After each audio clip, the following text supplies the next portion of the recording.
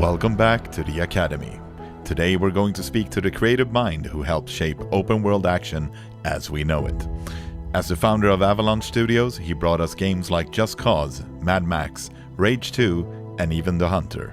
Games defined by freedom, chaos, and creativity. Now with his new studio Liquid Swords, he's pushing the boundaries of action gaming once again. Please welcome Christofer Sundberg.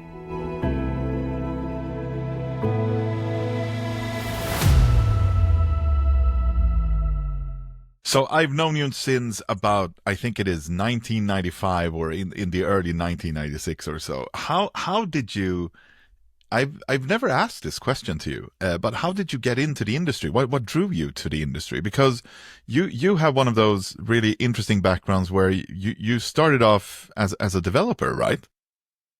Well, to back up a little bit, and I'm going to sound really old here, but when I joined the industry, there was no industry to speak about. It was more of a group of nerds and that just got together and did something, and it was more of an opportunity and a chance that you got into working with what you loved, and so I actually started off on the publishing side as QA for EA, working on the very first FIFA that I worked on for EA Sports in Vancouver, and then I've been back and forth at different publishers and distributors and so on, and then I joined Paradox in '99, and that's really when I got into development for real.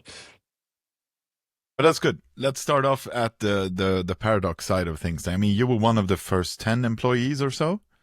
Yeah, it was more like the first 5. First 5 even? Yes. Okay, so when you got into Paradox, what was your mission at that time? What was the company's mission at that time even? The Paradox that I joined is a quite different company from what Paradox is today, but the plan was to reboot the company after the fall of Target Games, and the plan was to and this was back in the happy.com days, so as long as you could talk, you would get money to fund anything. So but the plan was to make games, partly the games that they had in development at Target Games that Paradox took over, like Europa Universalis, and that was developed in-house by one guy, I think, 2 guys, one artist and one programmer, designer. Amazing. And then we had a game called Airfix Dogfighter that we had in development with UDS in Norrköping, who was developing it. Paradox was kind of co-publishing it, and then we had Panvision or Panvision in the Nordics that published it in the Nordics, and then a weird publisher in the UK called Eon who published it for the rest of the world. Yeah, these were the times when you had so many local publishers and distributors and whatnot, but they all contributed, I guess, to building up things, doing local marketing events, and lots of other stuff. I mean, some territories would do way more than others, of course, but I'm guessing that based on how I know you as well, you always wanted to push things and to do unique things, right?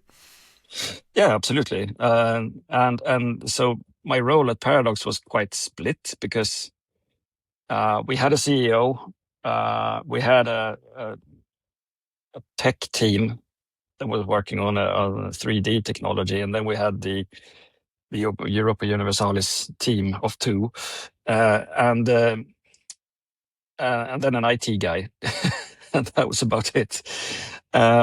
So the plans was to make just any game that came our way. So my role was quite split between doing some kind of production, producing, part game designer, part creative to pitch games to publishers and so on, based on all the licenses that Paradox had and have. like Mutant Chronicles and so on. So it was like a proper startup where you didn't really know what would happen every day when you walked into work. You could sit down and do like sound design one day, and then the other day you would be on the phone with publishers pitching the game and so on. So yeah, it was fun, but a bit messy. Did I kind of help you, with all these different genres and responsibilities? Did that kind of help you shape into what you actually wanted to do? And did it give you ideas on where you wanted to be and etc.? Yeah, I've always been a developer at heart, and when I started in the industry, I didn't really know how to get into development because I wasn't a programmer, I wasn't an artist, I wasn't a designer. I loved games and I loved coming up with ideas, and I've been making games since I was 10, 11 years old, and so on. But so I What couldn't kind really of games find did you make at that point? text adventures. I still do them. Yeah. Yeah. And these would be like these solo books that you could read, and like if you choose this Exactly. point, go to this page. Yes, And, exactly. oh, that's awesome. So I'm actually working on a text adventure for the game we're making here at Liquid Swords. Oh, that's interesting. So that's something that will be available, or I don't know. I have a selected group of testers here at work, and some say we should release it, and but it's quite fun. I have like a car brawling system in text where you use the arrow keys to navigate the car. There's not a single image in the game; it's just text. wow. Okay, we got to talk about that later as well. But yeah, okay. So back to the paradox thing then. Yeah. So what did you take from that experience when with all the creativity, all the business side of things, and what did you bring with you from Paradox? It was such a mess. So and when I decided to leave, we were about 20 something in the studio. We were in this really shitty office in Hjorthagen in the outskirts of central Stockholm, and not that I mind being in a shitty office, but it's just we had nothing going for us. It was just a constant struggle of finding the right way, so I decided to set up my own company quite after just 2 years at Paradox, or 1 year, and because it was so messy that if I thought to myself that if it's this easy to run a company, I can do it a million times better myself. So Bold statement. yes. Okay. So I decided to leave, and I set up this studio called Rock Solid Studios, which is quite ironic considering what happened to it. Well, let's talk about it then. What difference did you achieve there? Well, I pretty much did back then what I wanted to do when I started up Liquid Swords, and that's trim off all the nonsense and just focus on what we can do best, and that's game development. We're not running like a huge business with 50,000 different divisions and to right and left and trying to come up with all these funky business models. It's back then it was just coming up with a great idea for a game, pitch it to a publisher, get it signed, and then develop it. I could get a team that was up and running, and they could continue with the parts that was profitable, which was Europa Universalis. So on paper, it was a really good idea, and I was quite cocky to think that with 3 months of financing, it would be a no-brainer. I would have a publisher signed the day after, more or less. But when you're on a budget, and time constraint, that money and time runs out really fast. I noticed. So that was a big lesson learned, being a bit naive. We actually developed a game with a really weird publisher called Conspiracy. I think they went into porn after a while, but but they It's interesting that they went for it after. I mean, some studios have started off by doing that and then going clean, so to say. Yeah, they started up dirty and then just got dirtier, I think.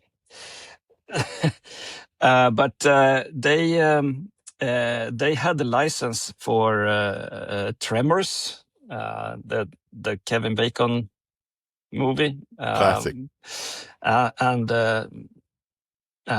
So we started to develop a game, a PC and console game based on Tremors, and we had sort of the monsters working in the demo. You could see the ground shaking and changing shape. And since they were a strange startup publisher, obviously they didn't have any money to pay for it. So that's been a little bit story of my life when it comes to working with publishers.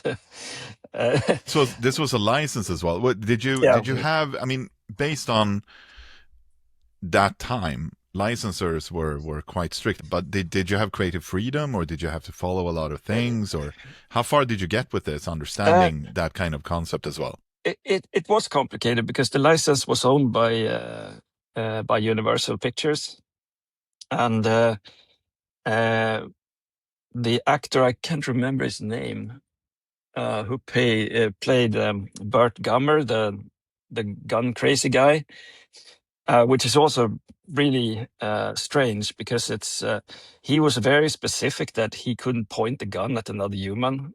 So and in a game that means because when you let players do what they want in an open world game, which is the kind of game I love to make, then you point the gun in all kinds of directions, including everything from nuns to trees. It's like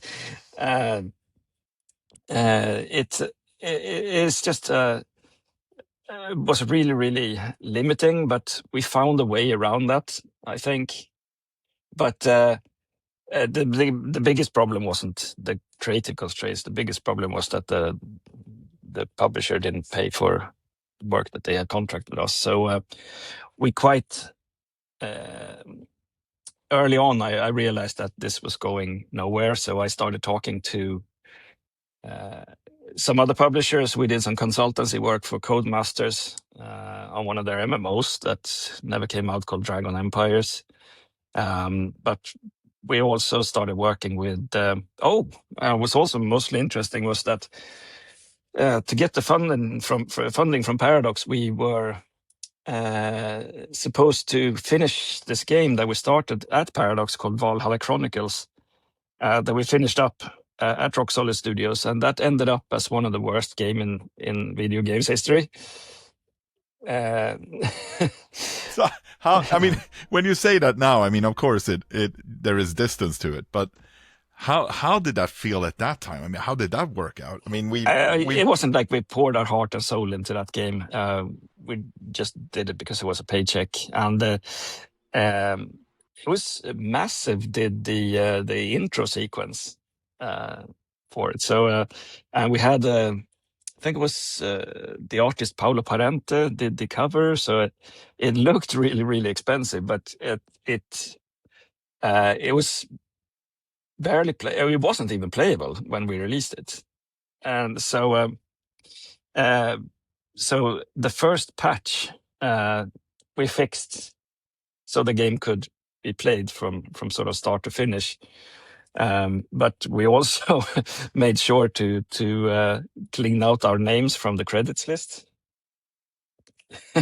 So there was the sort of day one patch.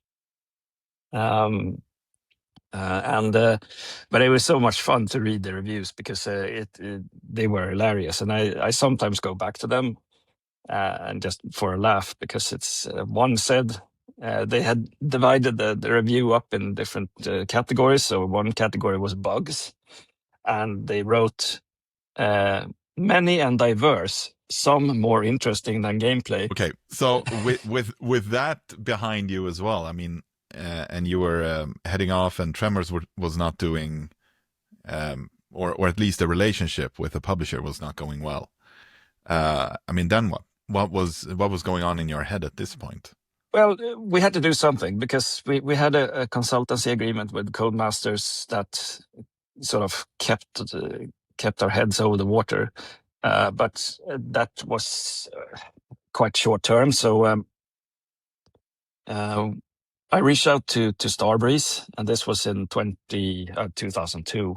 So Yeah, when Starbreeze was original Starbreeze. yes, Yeah. they had just merged with the O3 Games, or what that was, and so on. And so we talked about becoming a part of Starbreeze, and we did become a part of Starbreeze in early 2003.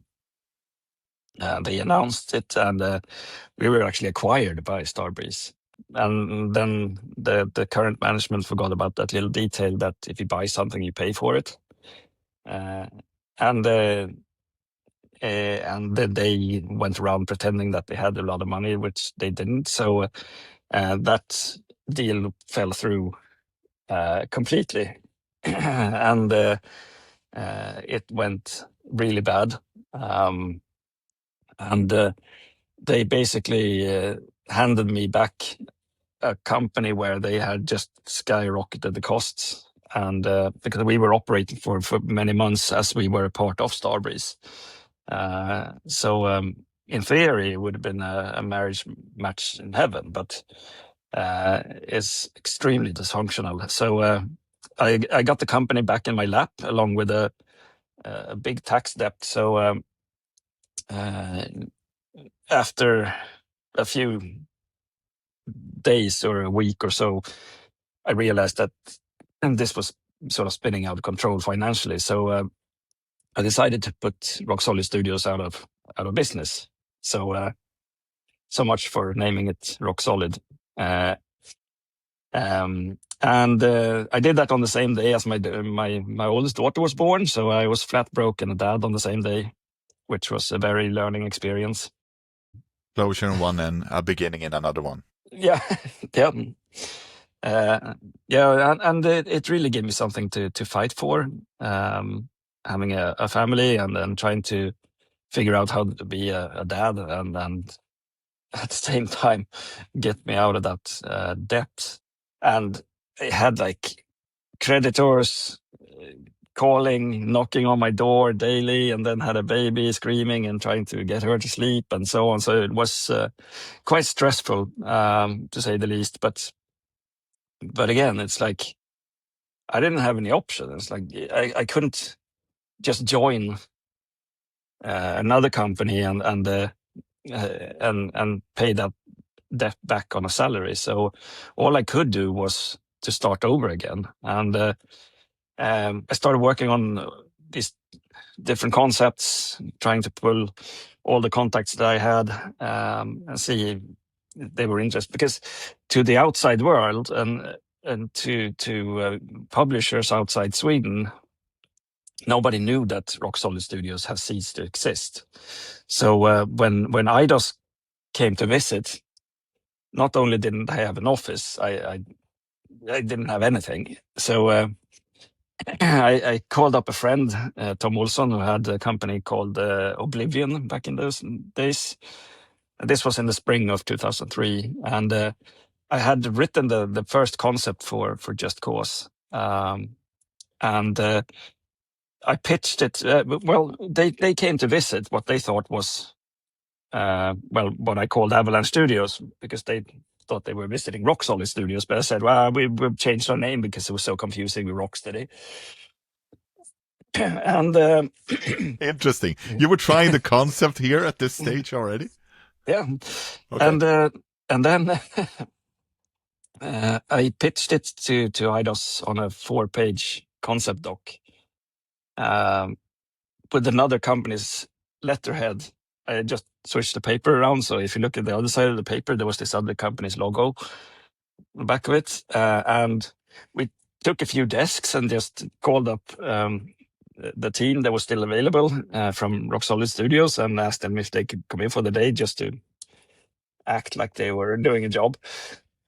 So we pretty much staged the It's office. all And about perception, man. yeah, Okay. so we pitched Just Cause to Eidos based on a 4-page concept doc, and they loved it. And that was really the start of Avalanche, because everything grew from there. Yeah, okay. So you did all this, they loved it. What was different at this point? What was, if you remember, the biggest takeaways from what you were pitching? Was there anything in actually how to make that project, or what kind of studio it is, or anything like that? I mean, to them, we were an already well-oiled machinery. Right. So we had to sort of keep up appearances, but to us, it was like everything was new. The technology was new. The sort of base premises for the game was new, and so on. So, but we learned everything every day. You learn something new. Yeah. How important was it to you from a creative standpoint as well? I mean, what was it some of you in there as well, in terms of where you were in life and all this? Well, a little bit, I guess. Besides from having a fantastic newborn daughter, most of it was quite shitty. So so I think making a game that was very sort of tongue-in-cheek, humorous, action-packed, and so on was sort of just a relief from all the other shit that was going on in my life. And it was just a very learning experience, because we set out to make a sandbox or open world game, if you like, from the very get-go, and that was the foundation for Avalanche, and that was the maybe it's not that today, but it was the heart and soul of Avalanche, making that type of games until the day I left, at least. So it meant more now in hindsight than I could figure out back then. Back then, it was just getting that 6 month prototype out and get it greenlit so we could. I mean, it wasn't the easiest thing you could have done. Open world, full on No. action, build an engine. Yeah. Jesus. You could have started easier. Yeah, it's sort of been since I started my own company, and pretty much everything I've done in my life, it's going all guns blazing. I'm not much of doing anything half-assed, so it's pretty much everything I do. If I want to repaint a wall in my house, I paint the whole house. If I want, or if I screw up something, then I screw up really badly. So, but it's. I think that was the only way we could get the game signed, and doing something that was so crazy and over the top, so no publisher could say no to it. If we had done something like a corridor shooter, or just a racing game, or whatever, we would never have got that game signed with anyone. So we had to do something that really stuck out, and just on paper, it was a wow moment. And this time around, the publisher actually paid. Yes, they did. They did, and that was great. So did you have a good relationship at that point as well? You were able to continue working on the DNA of what would become a franchise, etc. Yeah, absolutely. We had a great relationship with the production team at Eidos, and those guys are still my friends. So we had a great time. Obviously, there was a bit of a developer publisher powwow, but in those early days, I think it was as good as any publisher developer relationship can get. And it's so funny because something that I learned quite early was that I came up with the idea of Just Cause. I pitched it to a publisher who signs it up, and as soon as that contract is signed, it's like they came up with the idea and brought it to us. So it wasn't that much with IDOS in the beginning, but it certainly became that over the years. But at one point early on, they wanted to make it a first-person shooter type of game. Yeah, so I have a question on this, actually, which also goes into the internal, because, I mean, you were growing as a studio as well, right? I mean, how many were you in the beginning of Avalanche? The first 6 months, we were about maybe 12, 15. Yeah.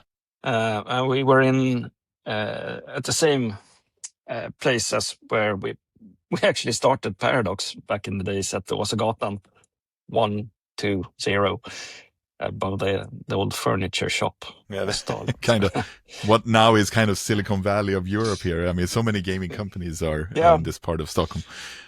So at that point, you were growing, and with the sequels as well, you were obviously growing. I mean, how did you, how, because this is something studios struggle with a lot today, of growth, you know, and how to protect the creative DNA of both the studio, but also the brand and the product. Yeah. So how did you cope with that? How did you manage that? I mean, we still didn't have much to choose from. We had the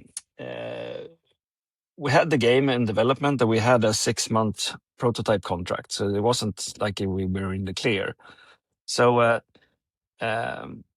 we just learned by doing, I guess. So once that prototype was signed, we moved into a new place, and that was great. Just painting the walls in our color and putting and the all best the walls. Yes. And just yeah, it just felt absolutely amazing to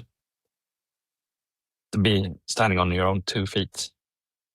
And how did that then translate into day to day, or, you know, quarter by quarter, etc., bringing in new people, maybe coming from other studio cultures as well? I mean, how did you guys, do you have any examples of how you were managing to, and also even when publishers would get in and try and do their thing, so to say, how did you keep it all intact with the DNA? I mean, I can be quite a pain in the ass to work with, and I think that's been both a blessing and a curse. I've been sticking to the original vision, and so I did. So it was quite a lot of powwow going on, and something that I learned was that you give the publisher a little bit of the pieces that you are prepared to sort of sacrifice or negotiate about, and then you just stick to what's really, really important. And in this case, it was sort of the over the top stuff and things like that. So it wasn't like I was dying to put a suit on Rico with this super pretentious rose on his back. But I mean, the game turned out fun. We released it in 2006. And that was a year after IDOS was sold the first time. And then you kept going with sequels of bigger, better, harder. Even during this time as well, you also spun off in creating another company as well called Expansive Worlds. I mean, what was the idea behind this? Because this is where theHunter actually came about. Yes, so that was actually quite later. It was about 2010 or something that we started Expansive Worlds. And the Hunter was a weird one, because when Eidos was sold, the production team that we had worked with, the management that we really enjoyed working with, they left because it wasn't theirs anymore. And one guy started this company. They were VC fund backed, and they claimed to have like all types of licenses, like the Olympics and stuff like that. But it was a guy I really trusted, and he's still a friend. So it was a good idea on paper. So they had this backend system that they wanted to use, and they asked us if we had any ideas how to use our open world technology. And one of the very first game I pitched after Just Cause was a game, and this was in 2004. And I pitched it to Per Strömbeck when he was at Pan Vision, and he was being a real dick about it too, I remember. Okay,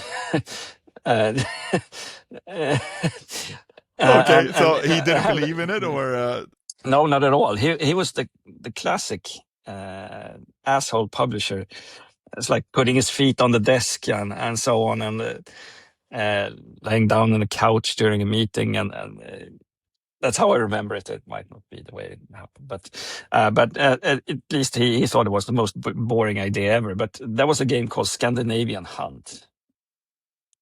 And since we had this landscape technology with millions and millions of beautiful trees and everything, hunting game was a no-brainer. But then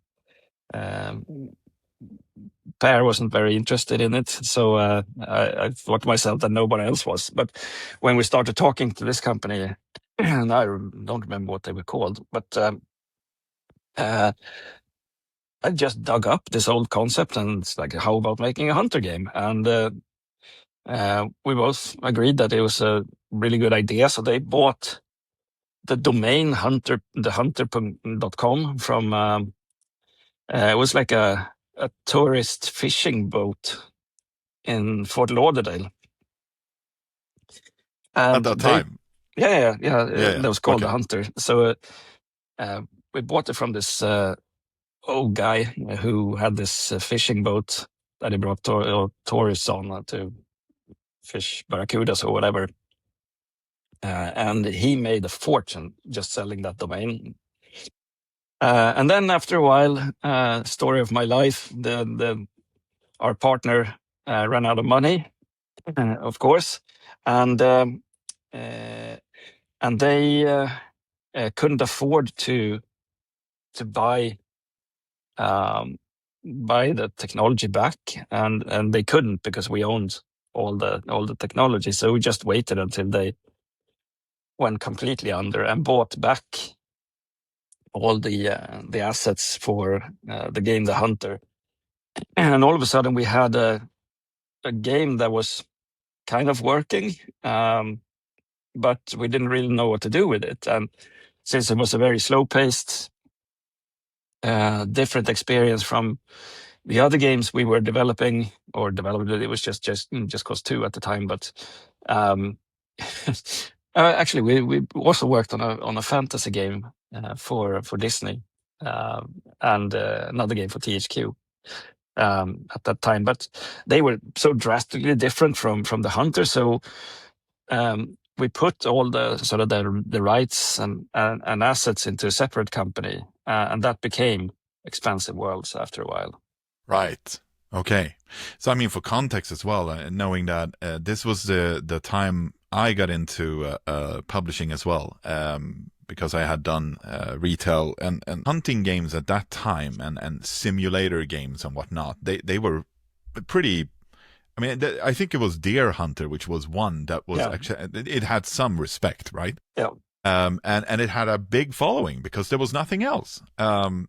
So, I mean, for me, selling these games, I even, created a section in all the places that I was in charge of, because I knew that there were always people coming in, usually, male, 30, 40s, sometimes, 50s, Yeah. whatnot. And so I could see the dedication, and this audience usually always kept track of new releases and whatnot. So at this point in time,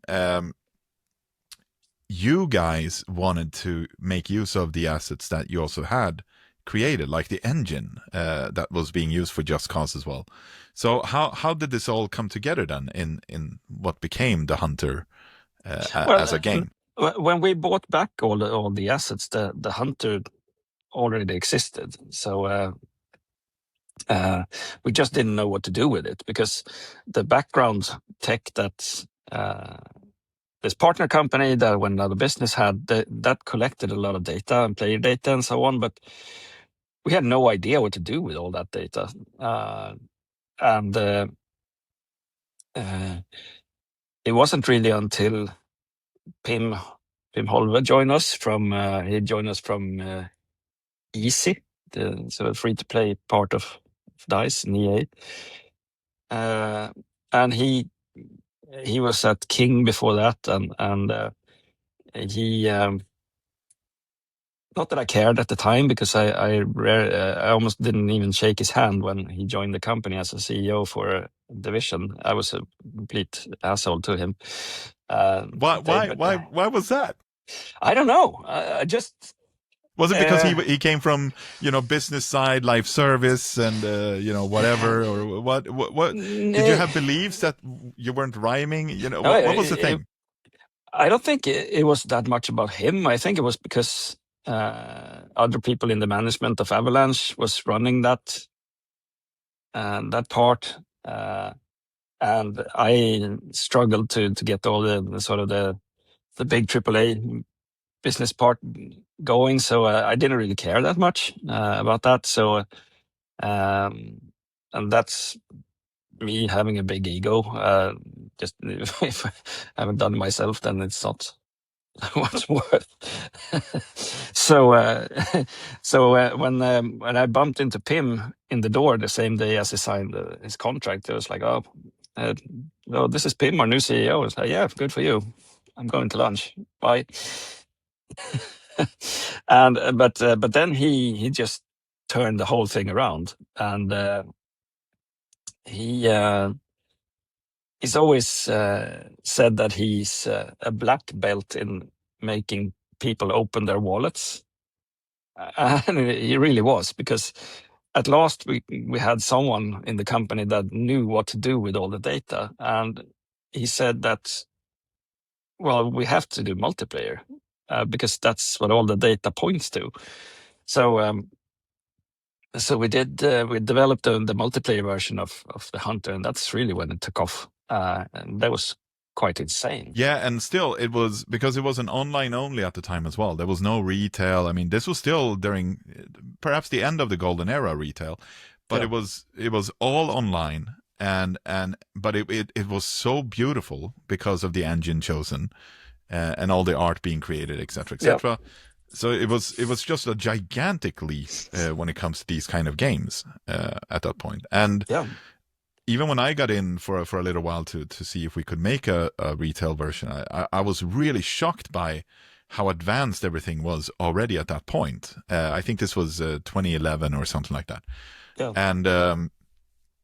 And the audience and the offering, the community life. I mean, so many things that we today consider, we put names on and labels and whatnot. But at that time, it was all fairly new, community this, live service that. Yeah. So what did you bring any of that back into the mindset of Just Cause? Did you get any learnings from that time to add on to Avalanche as a whole or the products? We now, well, both yes and no. I tried to keep things quite separate. Being a little bit old school, I didn't want to mess around with the free to play model in sort of the the big AAA games. But fast forward a little bit until 2012, maybe. During the production of the third game, right? Yeah, and that was done through our New York studio. And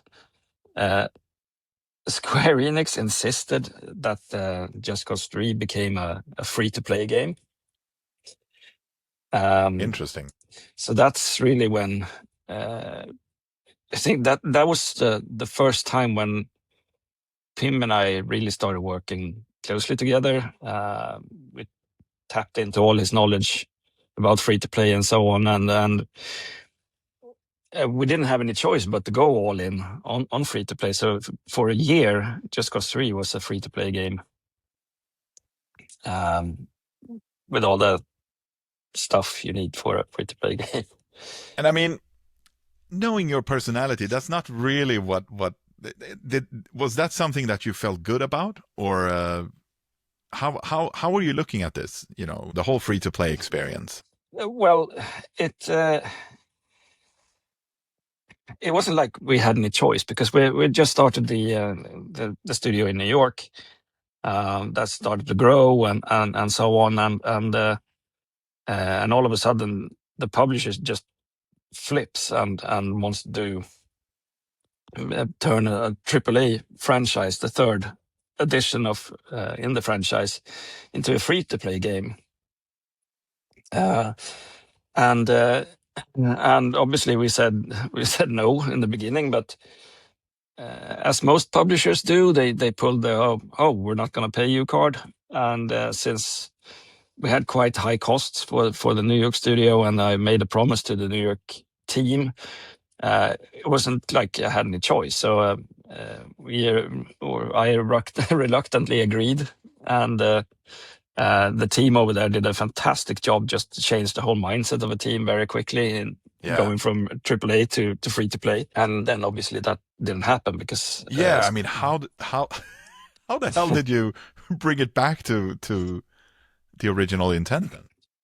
Well, after a while it became too much business model over the game. So I think they realized that it was never going to work. And in their world, it was just like, well, we just flip off the free-to-play switch and flip on the AAA switch again. Yeah.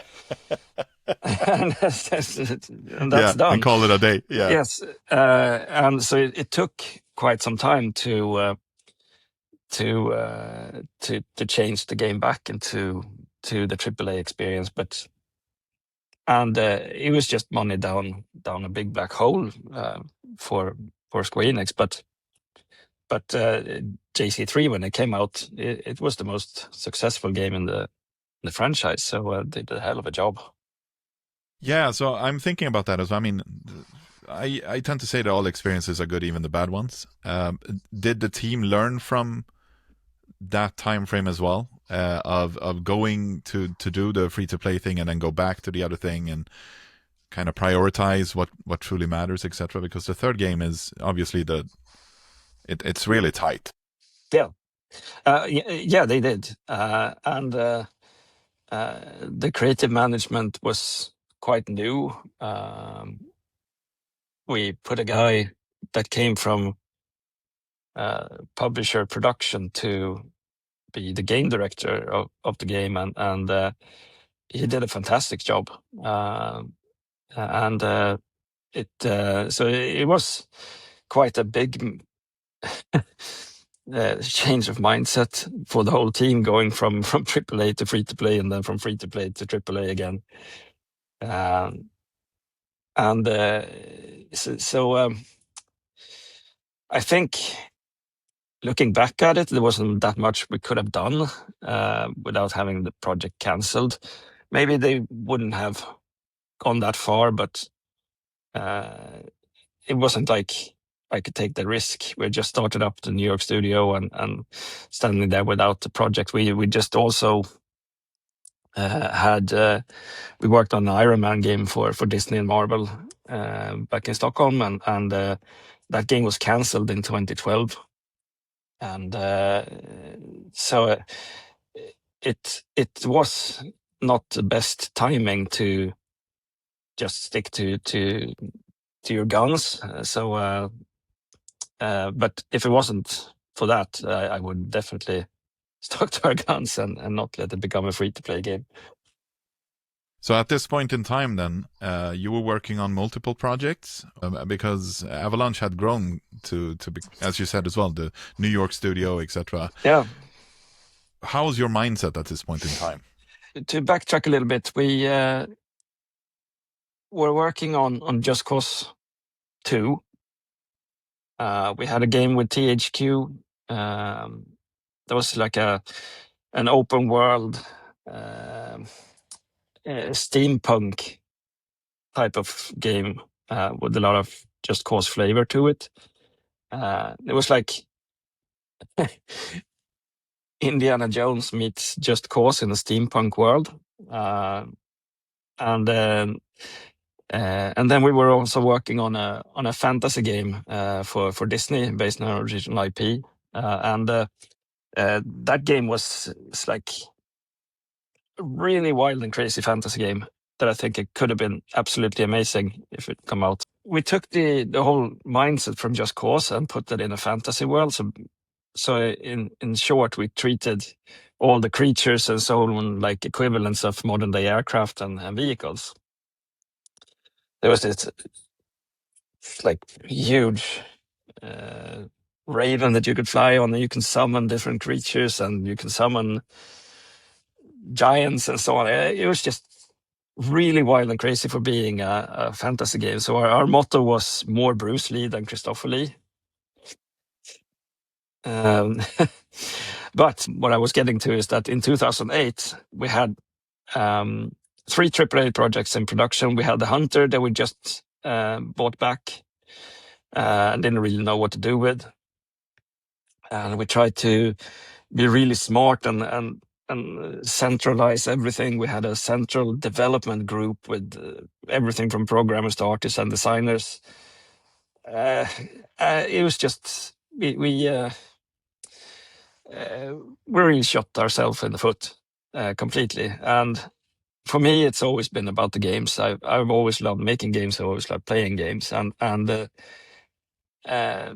I never wanted Avalanche to be like this big business with.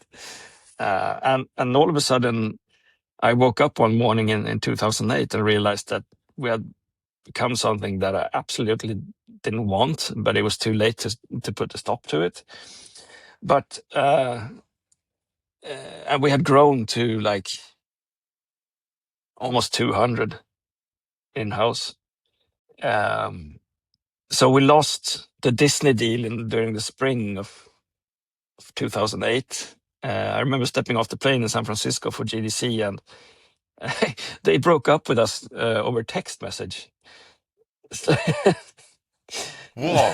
It's like the worst thing you can do. Yeah, the thing that you absolutely can't do. And they did that as an entity. Wow. Okay. Yeah. So it was just going to the hotel, have a shower, and then jump up a plane the morning after to go back to Sweden.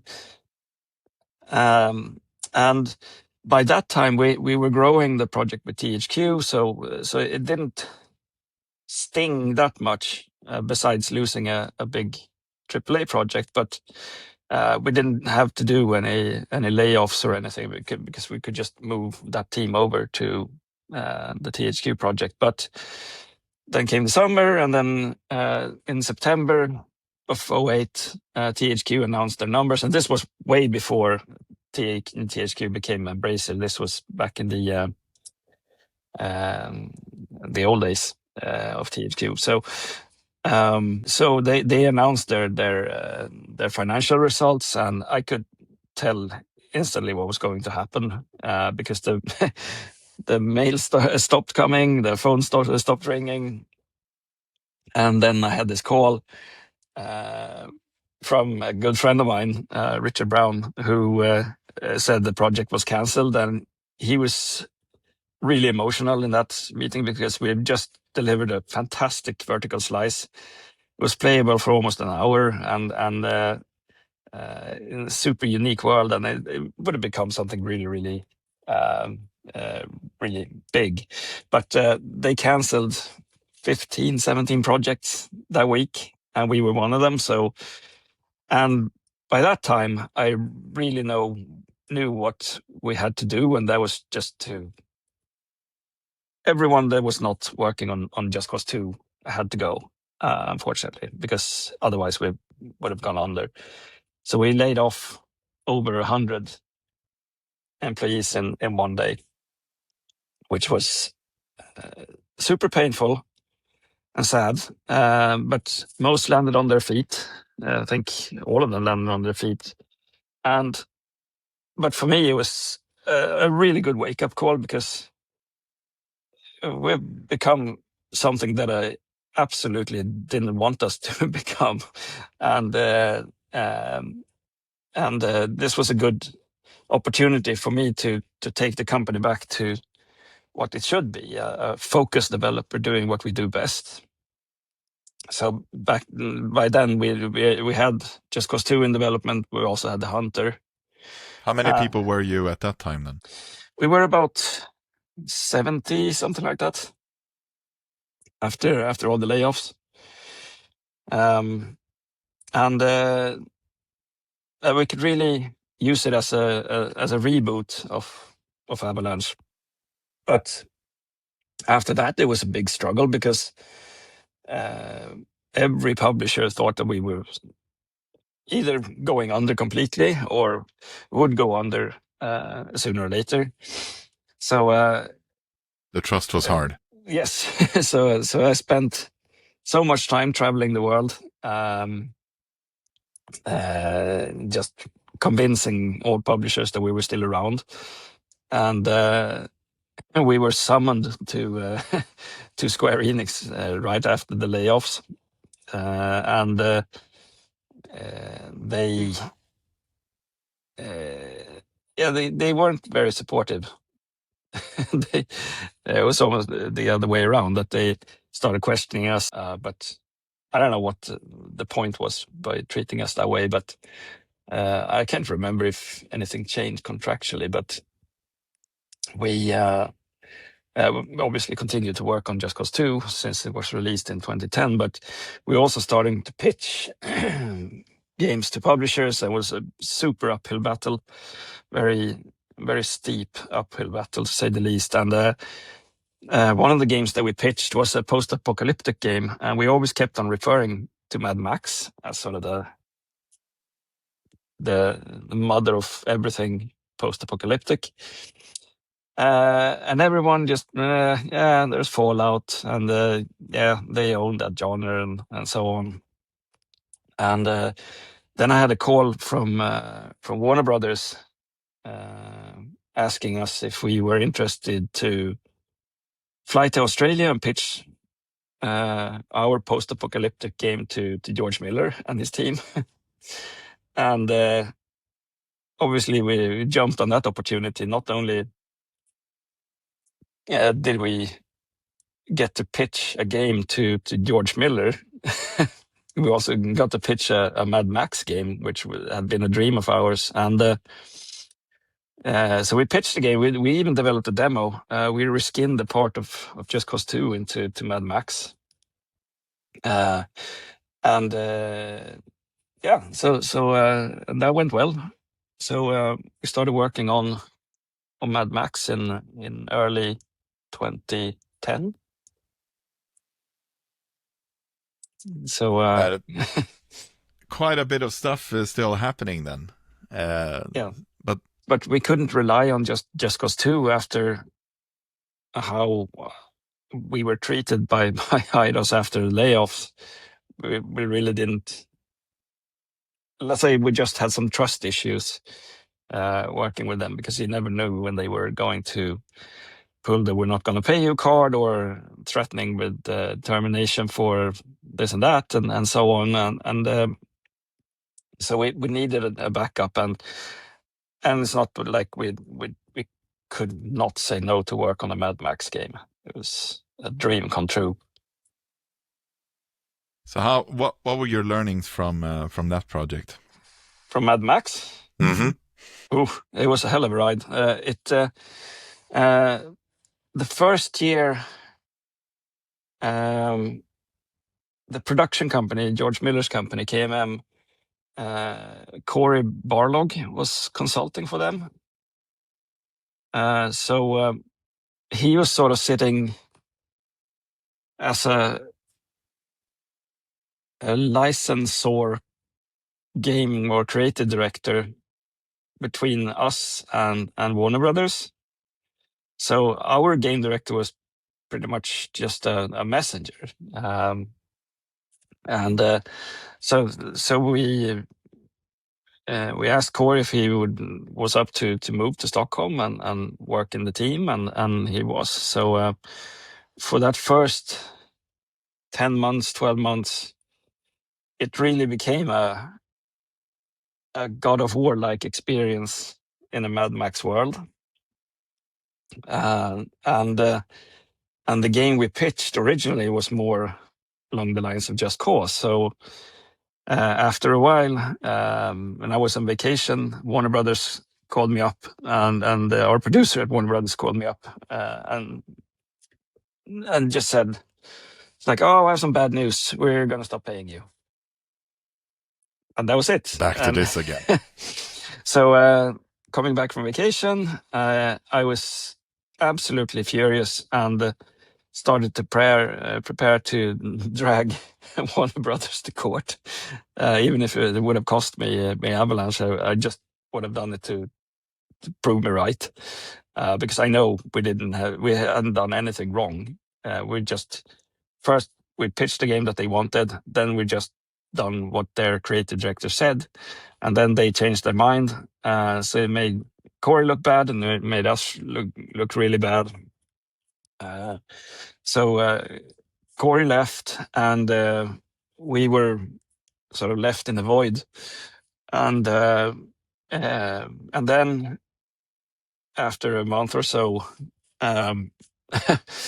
our producer at Warner Brothers found out that I was quite unhappy with how they had treated us, and had planned to drag them to court through an arbitration lawyer in Los Angeles, and our producer, I think it was a sort of a call late at night on a Friday night. So he just said, "Oh, Christofer has gone crazy. He's planning to drag you to court." And so I don't know if that was the sort of the breaking point, but all of a sudden they flew over to Stockholm with a huge group of people that and had this marketing research people with them that said that, well, games these days should be set in open worlds. Like, yeah. And it's very important to give the player a lot of freedom and autonomy. Like, yeah, like the game we pitched to you in that you signed up for, but then you let it being steered in another direction. So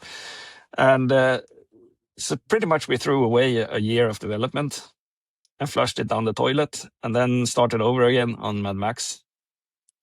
Wow.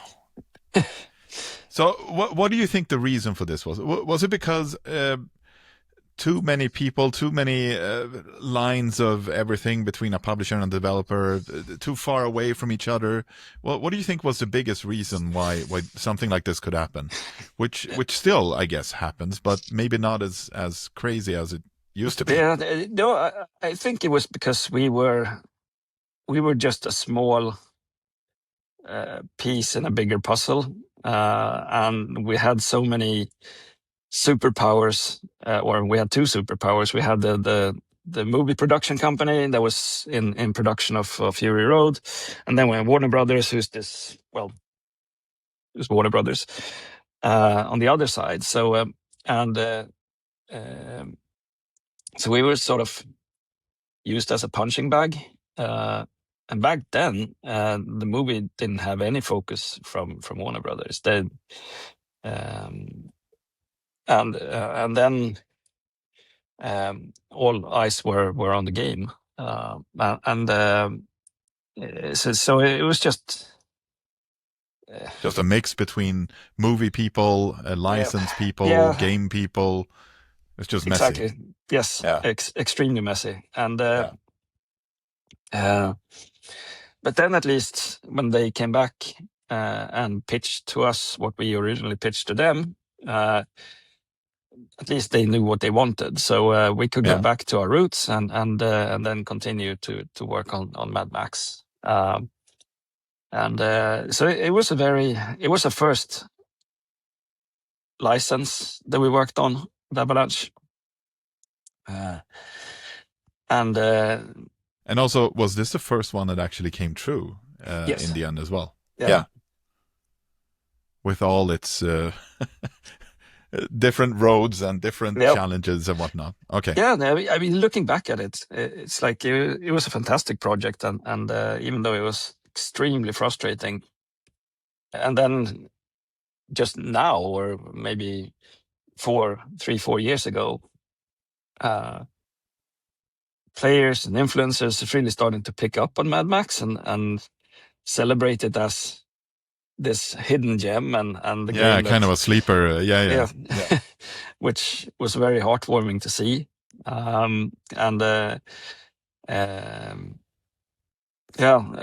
It's just so underrated, that game. And from that game, what did you bring with you? We had so much going on at Avalanche at the time. I had just got divorced for the first time a few years back then, and then I had a baby with my second wife, and I had 3 kids before that. So Busy man. it was a lot of things going on in my personal life, but at work it was just a constant travel between New York and Stockholm and trying to just manage everything. We had Just Cause 3 in development in New York, we had Mad Max in development in Stockholm, and we had theHunter that has grown to something massive at the time. I think we had 7 million consecutive players weekly in the game. It was insane. Yeah, that's fantastic. Yeah. I think the learning was focused more or less. It's like when you work on a license which you don't own, you basically do as you're told, and that's not really my strong side. It's not that I don't mind taking input from other people, but it's like when things become so extremely one-sided as Mad Max was, sticking to my guns, I think, was the biggest learning from Mad Max. Again, it was a good experience in the end. So going past these projects at that time, then when almost everything happened very close to each other, right? How did you see the future? It was sort of the same old. We pitched games, we tried to sign games, so it wasn't very inspiring. So personally, I think I was struggling a little bit with finding my role and purpose within Avalanche, because after Mad Max we signed Rage 2 with Cinemax, and that was a license too. So we had a third party involved, or we were the third party. We had the second party involved, which was id Software. But in the case of Rage, we had a much more healthier relationship. It was fantastic to work with Tim Willits, and having him over in Stockholm. Not only is he a very funny and intelligent person, he was also extremely supportive of the studio, and they could really let us be the experts within open world games, and they were obviously, I mean, the super experts of first person shooters. So and know all the science behind what a first person shooter really is. So great learning experience from that one too. We started develop Just Cause 4 pretty much right after 3 was launched. That was a real big challenge, because not only was the budget lower, the requirements from the publisher was through the roof. And we desperately tried to ask the publisher, Square Enix, that it's like, you can't have this emotional story that will last for 20 hours plus an open world they can do whatever you want in, plus multiplayer that they wanted, plus everything else. So it was a big challenge, and it was challenging for quite some time. And at the same time, we decided at Avalanche to sort of accelerate our self-publishing plans. So in 2017, we had a first investor, which was Nordisk Film, who invested in a minority stake of the company, which really gave us the sort of the power to do what we wanted. And theHunter Call of the Wild was our first self-published game, which was really fun to start a publishing business. We also started up the studio in Malmö. But when we had an investor, it was like we let someone else into our house. Yeah, I was thinking about that. I mean, they didn't have any demands, or yeah, they did. Okay, and what was that? Well, was it from a creative standpoint as well? No, not so much creative, but and I think that what changed the company culture quite drastically from being focused on games and being creative to more being a financially driven company. I've always had the sort of the naive belief that if we do a good job, that pot of gold will be at the end of the rainbow. But in this case, it was like it was a lot of focus on margins, KPIs, and all that stuff that I not love very so interested. Yes, yes, that's what keeps me going. Yeah. So it changed quite drastically, and I was trying to sort of maintain the company culture and be sort of the creative guy and so on. But it's you felt that things you were growing apart. Yeah, it quite grew apart. So when Nordisk Film bought the rest of the company in 2018.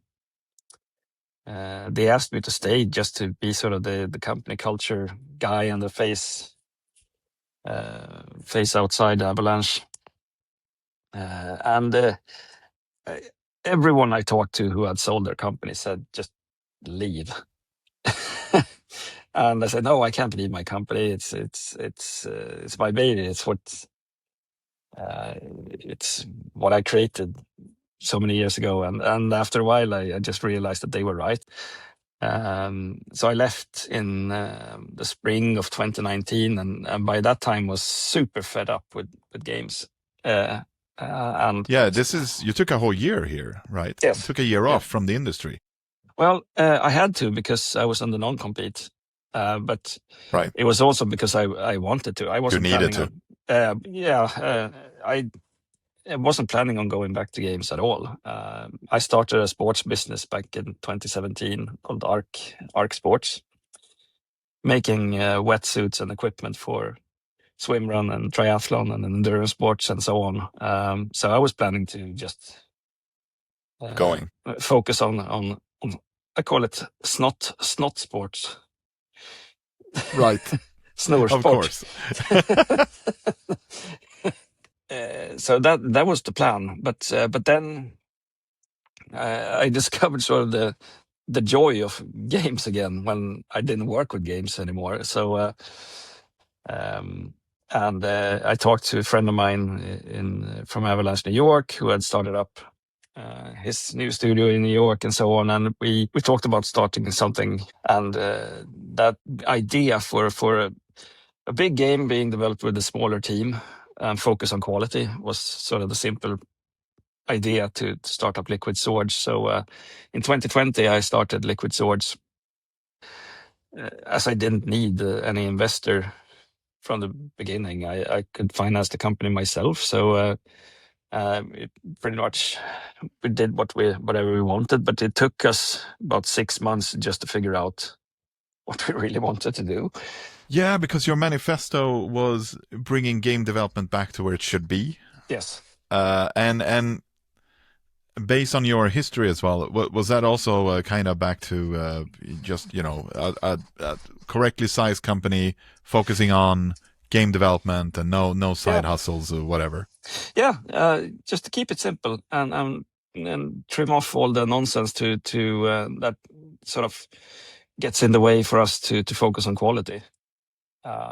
Because there's so much stuff going on the side of game development that just have left quality as this little nice to have thing in the background. This is where you talk about the coffee machine as well in the previous interviews and whatnot, yes, right? Yeah, absolutely. That became sort of since we didn't have that infrastructure, there's no one here, or there was no one there back then, still not is, to make coffee for all of us. We just have to help out. And if there's no coffee in the coffee machine, then we don't have any coffee. So we all help out to make the coffee that we all want. Nobody's going to make that for you. The same thing with the dishwasher. It's like we empty it when it's full and and so on. So it was really building something from scratch. We all put together our desks together since didn't have any IT function. And so on. So it was really starting up something from the beginning, and just do that in isolation without any external partners was really great to just allow us to focus on delivering quality and how we can deliver quality. And then the games market has changed over those years, but it still is the sort of the mindset that we have here with the studio as it is now. I mean, how do you still believe that Liquid Swords is where you want it to be, or well, how did you shape it from the start? Well, in the beginning, we've set our ambitions extremely high. So not in terms of headcount, but in terms of ambition for the game. So we have worked with a number of different co-development partners in the past. So we had the sort of the hard cap here in the studio in Stockholm or in Sickla, that we could be no more than 100 in the company, because not only does a company become extremely slow moving and boring when you pass that sort of the 100 limit. Is that kind of the magic number that you feel there are certain one? steps. It's like 40, 60 and then 100 is where you really notice where you kind of max out. Yeah, the companies. That you notice that the company is changing, whether you like it or not. So and then NetEase invested in Liquid Swords in the fall of 21, and they invested in a minority stake in the company, but that investment. What do you feel was different this time from the last time when you were experiencing this? They are extremely hands off.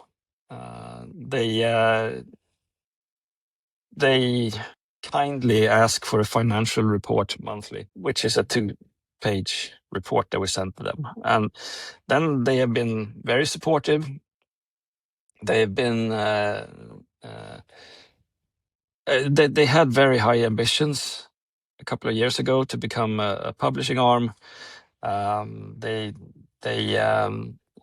were well on the way to do so, but then they changed strategy and sort of started to divest in the West to focus more on the Eastern market, and they just shut down all their studios to right and left. But we are one of the few ones that have been kept, partly because they're still a minority owner. Then we were, up until February of this year, we were 90 plus in the company and worked really well. Culturally, it didn't feel like a big company. So done something really, really good. We've been very picky when it comes to hiring. We had very idiot-proof filter. What do you, that's interesting. Well, could you dive into that a little bit more? I mean, how, obviously based on your past as well, you've been able to shape this, right? But how has it come together? I mean, when you say picky, do you mean, is it also from a personality standpoint, or how do you look at things when you hire? Yeah, it's we've had quite a rigorous interview process, but it has mostly come down to personality. So it's not like just because you have 20 years of industry experience that doesn't make you a given part of Liquid Swords. It's more comes down to mindset. So now, unfortunately, we had to lay off a bigger chunk of the team in February, but some of the hires that we made quite early on was directly from school and like super ambitious younger talent that has really provided a lot of input to us old timers, and that's created a massive difference. So it's a lot about personality and the cases where someone hasn't worked out, which is one or two, maybe over 5 years. It's like it's been because for some reason they just slipped through that filter, and but it's great because I'm great at coming up with a great idea or a vision for a game, but then I'm humble enough to to say that it might not be the greatest idea in the world, but it's definitely thought through. So I can explain all the game from A to B, but then I need a team of experts to execute on that idea, and allowing everyone to be creative, regardless if you what you do, has been key to our success, at least. So how has that been different from, for example, the Avalanche experience and whatnot? You know, what did you do or are doing different when it comes to hiring and maintaining people? Well, first off, we only work on one game, which makes things a lot simpler. We have 50% deliberately weighted with approaching publishers and 50% because the market is shit right now. So and that has let us make all the decisions on our own. Become tighter. Yeah, absolutely. And so at Avalanche, it was more like I could come up with an idea, I could sell the idea to a publisher, I could negotiate the agreement and get that signed, and then it was pretty much like, oh, here's the idea I presented to you 6 months ago, and now it's on paper, so here you go. And sort of on to the next, which is really not ideal for me. That's not very inspiring. I would rather be hands-on, and even though I have been less hands-on with this game than I would like to, because I've done a lot of business stuff on the side. It's been a very hands-on experience, and it's fun. It's, regardless of layoffs and so on, it's always fun to go to work. It's a group of people that I really, really enjoy working with, because they are really experts in their respective areas, and it's so inspiring just to spontaneously walk into a meeting and hear the team talking to each other, and it's like they draw from all their experiences from work, life, whatever, and it's really handing it over to a team that really knows what they're doing. With that said, I didn't. The teams at Avalanche also knew what they were doing, but in this case, it's a much more tighter experience. It's much more. It's quicker. It's quicker turnarounds. Decisions can be made. Not in committees. It's just, yeah, let's do that, and it sounds good. Let's try that, and so on. So,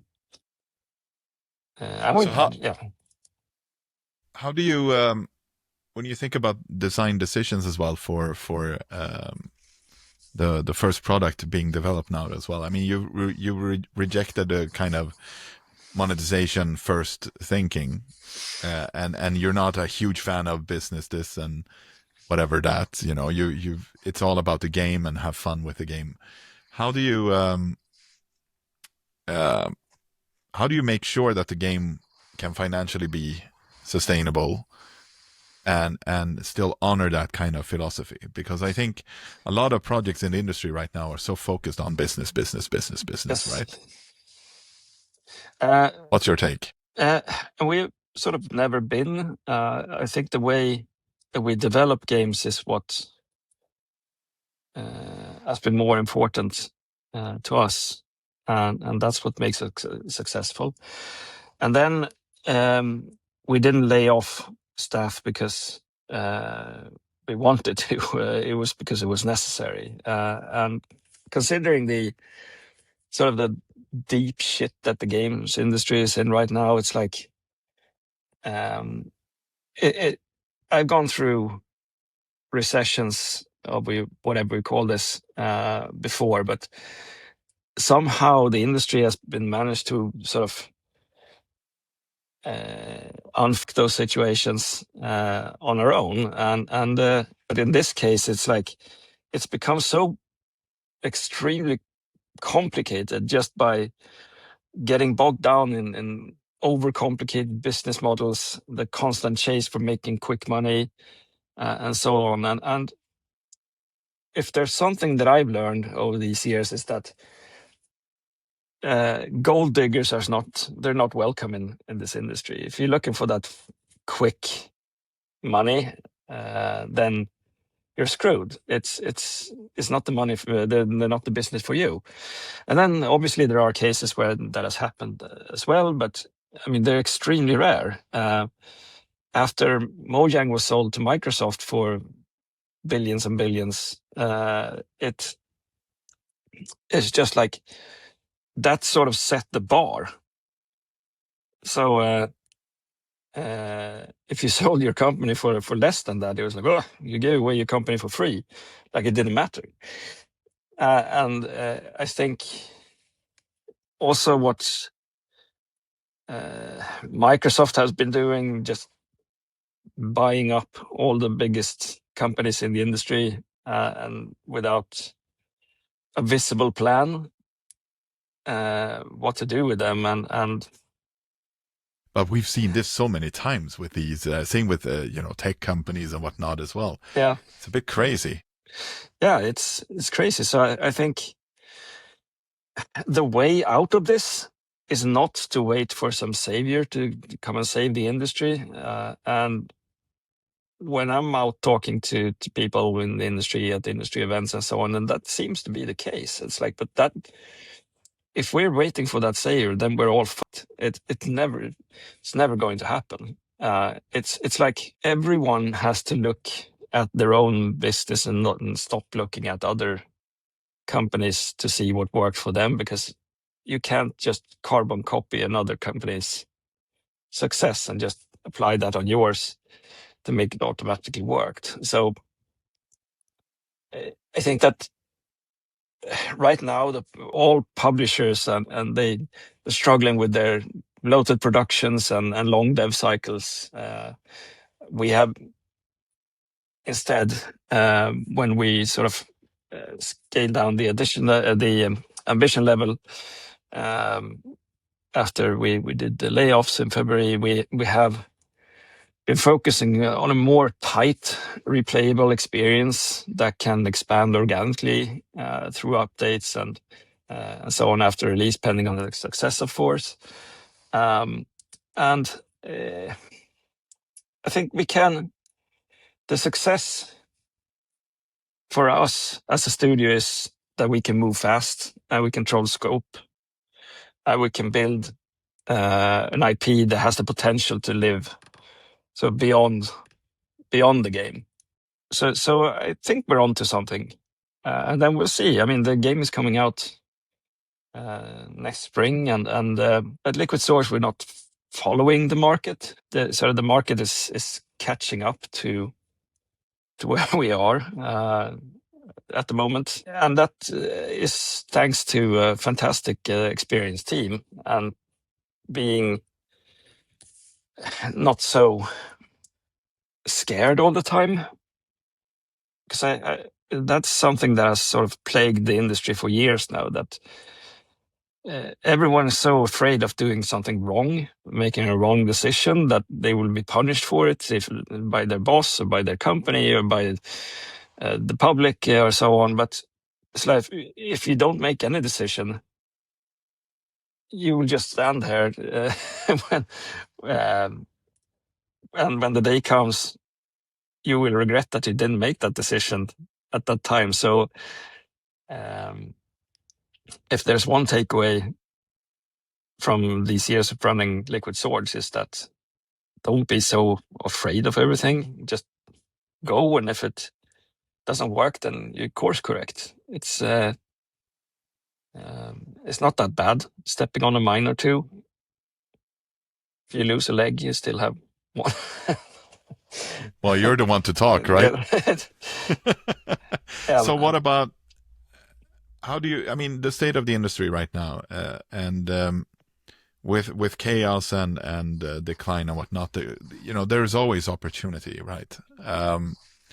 What would you say to people who are trying to either enter now in various ways? It could be their discipline, or it could be a CEO funding a new dev studio or whatnot. With all your learnings, and even maybe your younger self, if you would picture your younger self now when you're about to found Avalanche or whatnot, what would you say to these people as well as your younger self? I mean, knowing what you're getting yourself into is super important, and knowing your limitations. But if you really believe if you have an idea to start your own company, or you have an idea because you got a great job opportunity, take it, because you will always, if you don't, 5-10 years from now, you'll go to bed and lay there sleepless because you didn't. And you will just think like, what if I had taken that job? What if I jumped on the opportunity to start that studio with my super best friends and so on? And it's like, life is short, and we have sort of one life, one chance. And so it's too short to not do what you really believe in, and take a little bit of chances. I mean, I've put a company out of business, and it's not fun, but I didn't die in the process. I just learned something through it. I've gone through 2 divorces, and it's painful, but you learn something from that too. And she said, it's like, you learn from your mistakes, and don't be afraid of doing so, because the ones who don't, and just follow other people and wait for a success to happen, there will be big energy drains and and so on. So it's doing what you really love and doing what you believe in is super important, regardless if it's finding a new job or starting your own company. Where regardless what you do, it's like I have tons of ideas for stuff that I want to do outside games and so on. But yeah, so yeah. And your younger self then? I mean, were you more of an asshole at that time, or are you more of an asshole now to work with? I think I'm more of a direct asshole now than I was back then.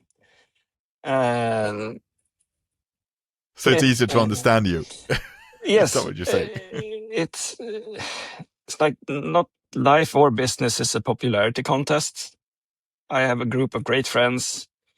I have a big group of industry colleagues that I really enjoy. So, and I know who my friends are. And going back to when sort of things are going bad, something that I have learned is that you really know who's standing there with you or is just running away. And I've seen that happen so many times that some tend to just leave when things are bad, either because it sort of their life is not going very well and they sort of it's like, oh, I can't deal with other people's negative energy, so they just go. But then when your sort of failure turns into success, they're usually the first one to be back and say that, oh, I always knew that this would go well, and pat your back and drink a free beer on your account and so on. And so maybe that's the advice for your younger self, but also for everyone, that to truly discover and understand and know your true friends, your true absolutely your true peers. And to my younger self, and this might be pre Avalanche and pre starting my own company, but it's like the world doesn't sort of revolve around you. And it, even though it might feel so, it's not. And